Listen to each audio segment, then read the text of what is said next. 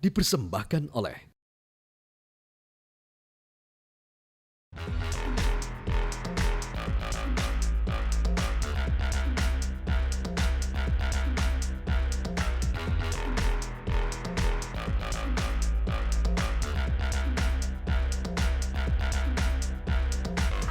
Pak Yakob bukan? Iya. Oh pas banget, saya lagi nyari Bapak nih. Aduh. Mau nanya-nanya soal arsitektur dari M Block ini sendiri. Ini kita ngobrol di mana nih Pak enaknya? Apa sambil jalan-jalan ya? Sambil jalan aja boleh.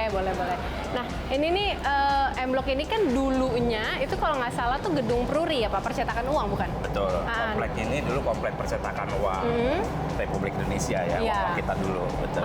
Terus habis itu dirubah untuk menjadi public space seperti ini tuh Bapak sebagai arsitek tuh apa aja sih perubahan yang dibuat? Jadi ini kan dulu yang bagian depan ini itu perumahan karyawannya Pruri. Jadi ada 16 unit, sini 8 di kiri, 8 di kanan. Jadi di tengah ini dulu bekas kayak semacam playgroup atau TK-nya keluarga-keluarga di sini yang jadi bangunan lobi ini. Sekarang kita fungsikan untuk lobi dan musola, ada kantor juga, ada toilet, pokoknya area publik lah, servis ke publik. Nah, di belakang itu ada beberapa gudang yang dulunya bagian dari proses percetakan uang itu. Ada 3 gudang. Yang 2 diantaranya sekarang kita pakai untuk fungsi komersial. Wah, boleh dilihat langsung? Ayo, Oke. yuk.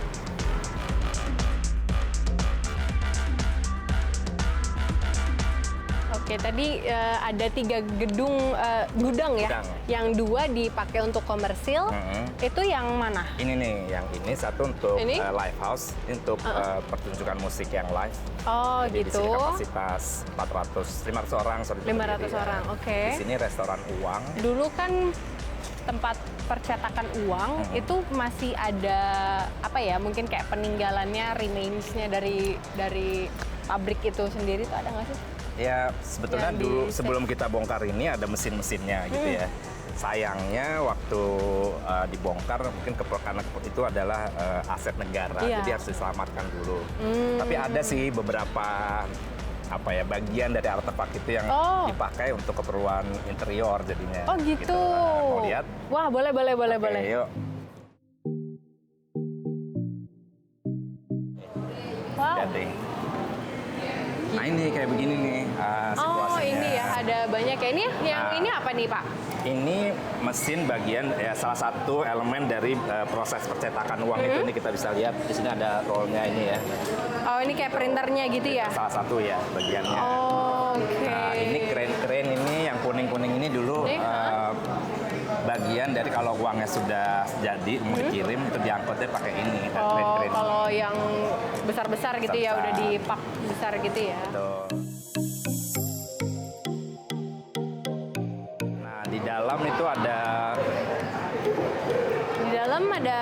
Jadi kalau lihat bar itu. Oh itu kotak-kotaknya. Bar itu kotak-kotaknya itu uang kalau setelah selesai dicetak, uang-uang barunya tuh disusun sebelum dikirim ke bank Indonesia itu disusun di situ kotak-kotak itu. Nah itu juga ditinggalkan untuk restoran ini, jadi bisa jadi elemen dekor interior gitu ya.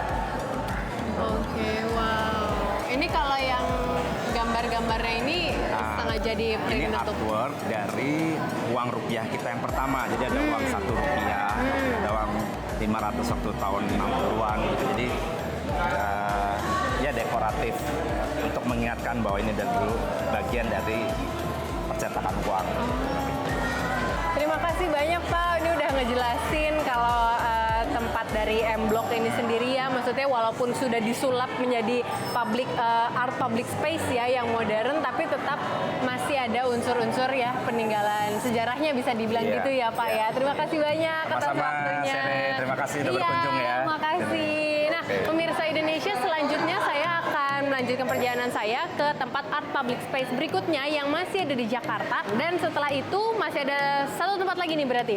Saya pengen menuju ke Umah Wulangreh. Itu juga art public space juga. Kira-kira kalau yang di Umah Wulangreh seperti apa? Langsung aja ikutin tetap di Indonesia, ide untuk Indonesia.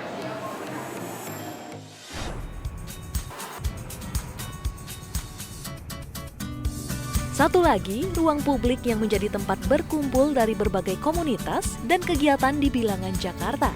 Konsep Penhead itu awalnya kita tuh coffee shop dan juga menyediakan function room dan juga ada studio, terus dia ada creative hub sih gitu. Tapi seiring berjalannya waktu kita merubah konsep kita tetap dengan coffee shopnya, tapi di malam hari kita merubah konsep sebagai cafe.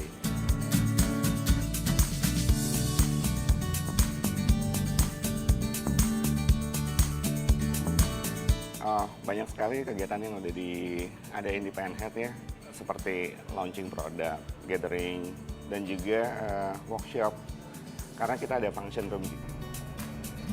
Selain kafe, Penhead juga memiliki studio musik di lantai 2 yang dikelola dari hasil kolaborasi dengan salah satu musisi di Indonesia. Iya, selain kita punya restoran dan juga kita ada studio musik. Studio musik kita itu bisa untuk live recording, sama juga biasanya juga dipakai untuk syuting. Konsep Penhead sendiri didesain dengan bentuk senyaman mungkin untuk dinikmati semua jenis komunitas dan kegiatan yang ada.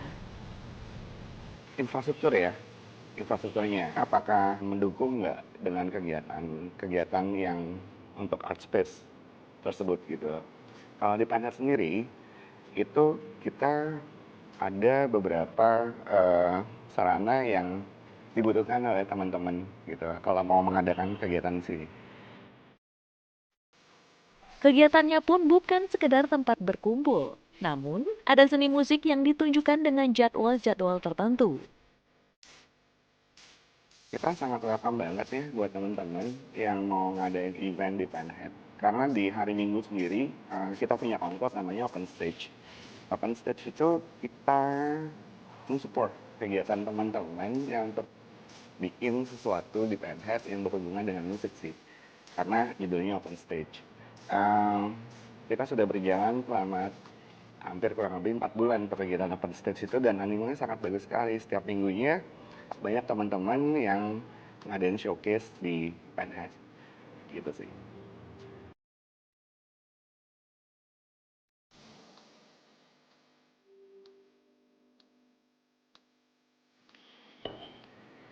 Ya, harapannya Penhead menjadi suatu tempat yang bisa mensupport kegiatan kreatif kalian, sehingga Penhead itu menjadi debut para musisi-musisi dan para penggiat di bidang kreatif untuk bisa lebih tinggi lagi pencapaiannya, dan inginnya Penhead menjadi bagian daripada sejarah kalian. Untuk kalian yang ingin mengadakan suatu kegiatan baik seni maupun kegiatan kreatif lainnya, kalian bisa datang ke Penhead. Kita terbuka untuk kerja bareng dengan semua pelaku kreatif. Yuk, mari kita ciptakan sesuatu melalui kegiatan kreatif dan seni di Penhead. Untuk mengharumkan nama Indonesia, negeri kita tercinta di kancah dunia internasional. Cinta budaya, cinta Indonesia.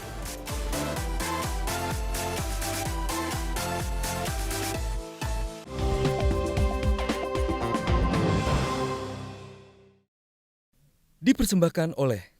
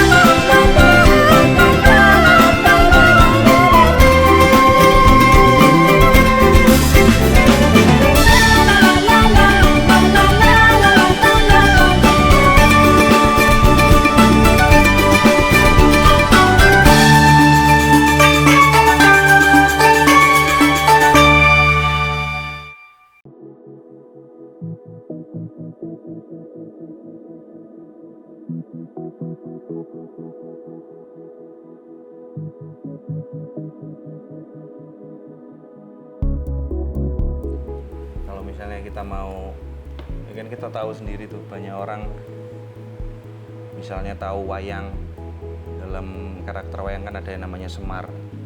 Lu udah tahu Semar ini sejatinya samar kok dicari wujudnya kan ya gimana gitu. Nah, Semar ini sebenarnya juga perkembangan dari tradisi beberapa peradaban yang berbeda. Tadinya adalah namanya itu Ismoyo. Ismoyo. Maya. Kok jadi Semar? Nah, sejak kedatangan para Sunan Kalijogo, ini ini karyanya Sunan Kalijogo ini. Dia melihat bahwa tradisi sebelumnya itu atau kebudayaan atau spiritualitas orang Jawa itu ternyata tidak jauh beda dengan apa yang akhirnya dibawa dengan ajaran yang baru. Makanya akhirnya ya sudah. Oh, monggo Mbak Ayu, apa kabar? Halo. Sudah minum? Udah, makasih. Biasa. Ya pemirsa Indonesia, sekarang saya sudah berada di Omah Wulangreh ya. Wulangreh. Wulangreh ini. Nah ini aku mau nanya dulu, mungkin awalnya Omah Wulangreh ini itu terbentuknya atas dasar ide apakah gitu sampai bisa. Ini udah sekitar 1 tahun 4 bulan. 1 tahun 4 bulan Ya. ya gitu. Misalnya bisa berjalan sejauh ini tuh gimana sih? Aku dulu, kamu dulu. Oke. Sweet dulu. Oh iya. Udah. Awalnya sebenarnya kalau boleh jujur itu aku dan Doi itu senang belajar. Tapi kalau misalnya ada di satu kelas yang kaku gitu kok bukan tipikal kita. Gitu loh. Pendidikan formal gitu ya? Formal itu bukan tipikal kita. Jadi kita kepikirannya gimana caranya kita bisa belajar, tapi juga gurunya yang bisa datang ke sini. Jadi sekalian ngopi, sekaligus benar bisa tetap intensif, karena kita yang penting hasilnya sama kita bisa, tapi tetap dengan gaya santai. Terus kelas yang pertama kita mulai itu justru kelas aksara. Aksara, karena kan akhirnya Omah Wulangreh ini kita punya banyak sekali macam kelas, dari yang bermuatan dengan tradisi dan kebudayaan sampai yang membuat tempe, membuat sabun, tari dan kawan-kawan, batik, jumputan dan segala macam. Konsep besarnya adalah ya sebenarnya kita pengen jadi sekolah tapi di luar sekolah. Oh, sekolah di luar sekolah. Dan termasuk juga menghadirkan kekunoan tapi ya di kekinian. Oh gitu, jadi walaupun ibaratnya mengenyam pendidikan di setting yang informal, tapi kualitasnya pun sama dengan pendidikan formal gitu ya. Oh jadi berangkat dari ide seperti itu. Nah sampai 1 tahun 4 bulan ini tuh progres apa sih yang signifikan, mungkin dari respon masyarakat kah, bagaimana tumbuh kembangnya komunitas itu sendiri? Awalnya jadi tadi yang seperti yang diceritain tadi, jadi kelas aksara itu yang kita mulai pertama. Dari situ ternyata kita lihat peminatnya banyak sekali. Oh ternyata kelas yang berbau dengan kesenian dan kebudayaan tuh peminatnya banyak loh gitu. Setelah kelas itu kita coba buka kelas-kelas lainnya. Kelas kedua yang kita buka itu kelas tari. Oke. Jadi kita buka kelas tari Jawa, sampai sekarang masih ada kelas tari Bali, dan sampai sekarang kelas aksara itu berkembang menjadi 12 aksara. Oke. Dari cuma satu aksara. Dari cuma satu aksara Dari kita tadi. juga tari satu kelas. Dari satu kelas sekarang ada 5 kelas. Wow. Tarinya. Kalau misalnya dari untuk tenaga pengajarnya itu tuh dari mana sih? Yang paling menarik itu pertama memang Wulangreh ini agak unik karena hampir semua guru itu adalah orang yang nongkrong di sini. Kami baru tahu setelah akhirnya, karena gini, di sini itu ketika akhirnya nongkrong, karena ada juga kafe di sini, orang itu tidak ada batasan, nggak ada boundary. Yang di sana bisa tiba-tiba ngobrol dan ya karena komunitas dan gitu. Dari situ kita akhirnya baru tahu banyak sekali talent-talent yang sebenarnya mereka juga bingung mau ngapain. Kayak misalnya ada satu di aksara gitu, Aksara itu ada Arik, kita punya 2. Arik ini adalah filolog muda, teman-teman dari Universitas Indonesia.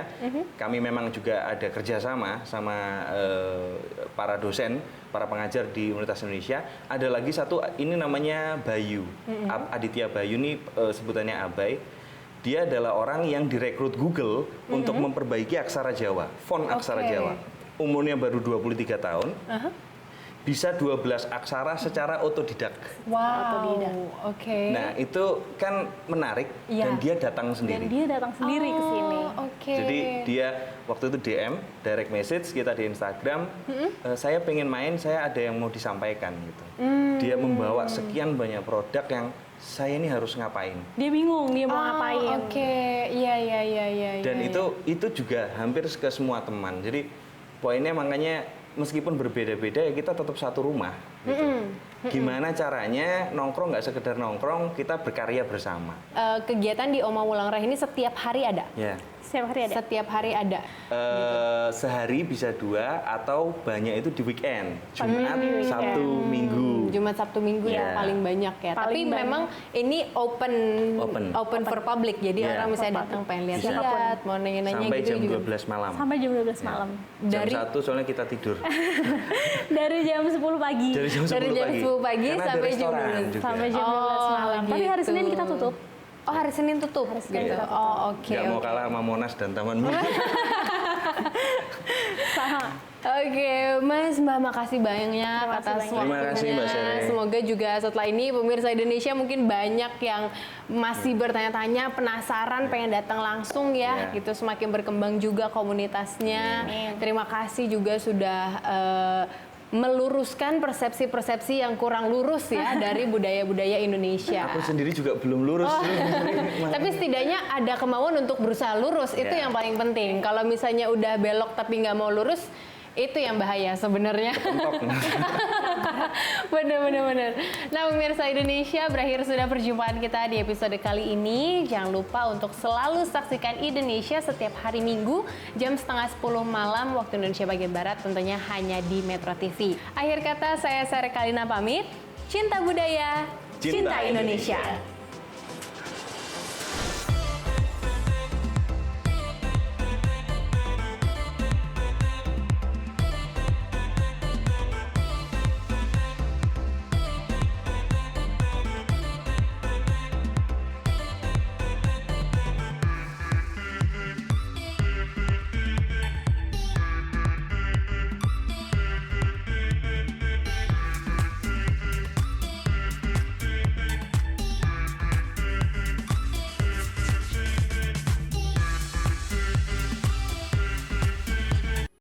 Dipersembahkan oleh